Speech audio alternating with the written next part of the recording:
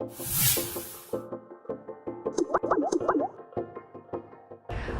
was 11 when I left Trinidad and Tobago. I then pursued my education in Switzerland, Toronto, the US, and now I live in Dubai. I'm a lead tree shaker and a dreamer-in-chief, actually. Dreamer-in-chief is, I'm that person that comes into the room and says to you, you might say to me, this is set in stone, and I actually say to you, well, what if? And imagine if. So I am always pushing that envelope in terms of the possibilities. Creativity to me is understanding your unique gift and talent and dancing in that area, whatever area that is. And that's where actually you become great. That's where you leave your mark in society. So creativity is heavily intertwined for me in gift, talent, and finding your purpose.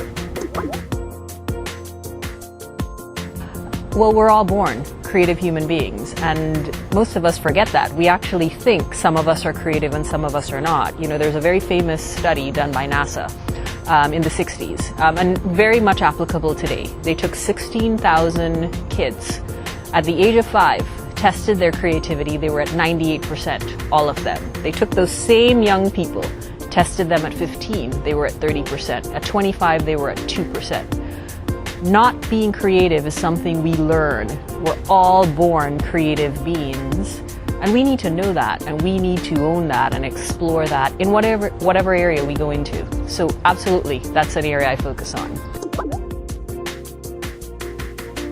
There is no box. I mean, what is a box? A box is, it starts off in life, the box of your parents' opinions as a child, then your teachers, then your peers. And pretty soon you put the lid on it, and we live in that box of everybody's interpretation of who we should be. That's the box. Out in Dubai, there is a great mix of Middle Eastern countries, and there's a great urgency when I come back to the Caribbean, because I get to see how fast globally the youths are catapulting ahead. And I come back to Trinidad and Tobago and I realize we're so far behind, and I'm wondering if our young people will ever be able to catch up. So there is incredible urgency in my work here in the Caribbean because of what I see in Dubai. In our curriculums that I develop, I bring in things like mind mapping, which is exercising your creativity. It's like a muscle, creativity. You got to exercise it. I bring in things like biomimicry. I bring in things that force young people to kind of go to that side of the brain, whether they're doing math. You know, for some reason we think we're more left side of the brain or right side. Well, guess what? We use our entire brain. You know, Einstein was a scientist, but he was a creative human being. Those of us in the banking area or whatever types of area, we need to be able to access that creative element of our brain. You know, creativity and innovation is very heavily linked. Creativity is the thinking process. Innovation is the doing. You can't have innovation in people or in a society if you don't have the creative thinking. So very, very key in terms of growing a society. I think we actually, you know, our greatest strength as a country, which is our diversity, is our greatest weakness. And within that space, we have incredible creative talent. We just are not commercializing it or mentoring the young ones, showing them how to scale up on a global scale. For some reason, the ones who we do hear about, who go on to become great, they had to leave our country to get all of the infrastructure and support that they needed to shine as creatives. So there's something wrong with what's happening. And until we keep doing the same thing over and over, which is what we're doing, we won't get a different result.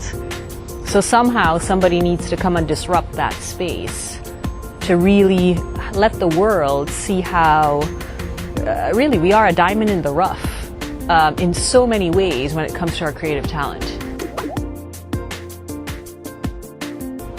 Hive is cultivating social entrepreneurs. And a social entrepreneur is a person who's not only concerned about obviously realizing their potential, being in their creative space of gift or talent, but they're concerned about addressing social issues and addressing environmental issues and also being profitable.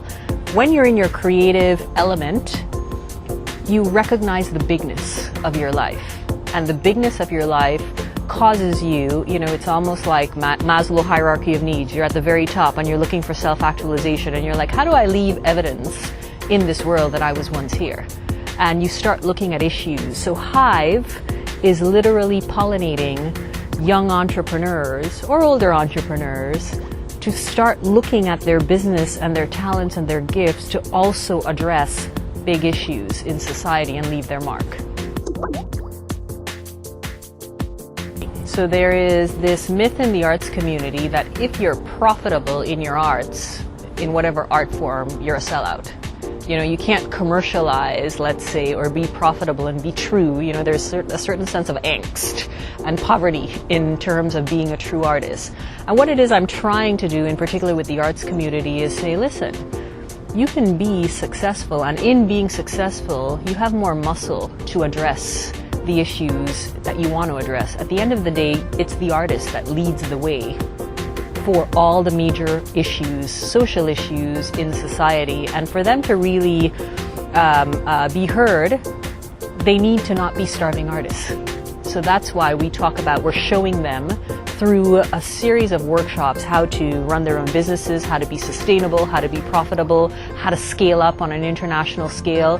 One of the projects we're doing for this year's Hive is we're working with the students of UTT in the animation department and doing something called protest art to show them how you can use things like incredible animation to address social issues like obesity, like gender issues, like race, to have a voice.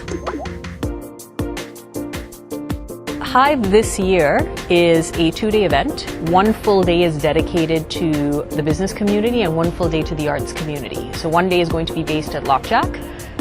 All-day workshops, social impact investing, how to do a lean startup canvas, anything you want to know about the business of running a social enterprise. And the next day is for the arts community.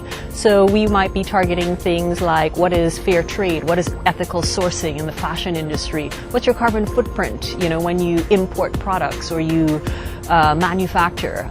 So that's going to be a really incredible mix those 2 days. I'm Sallyann Della Casa, and in a big box of crayons, I will be the white one, standing tall with dignity.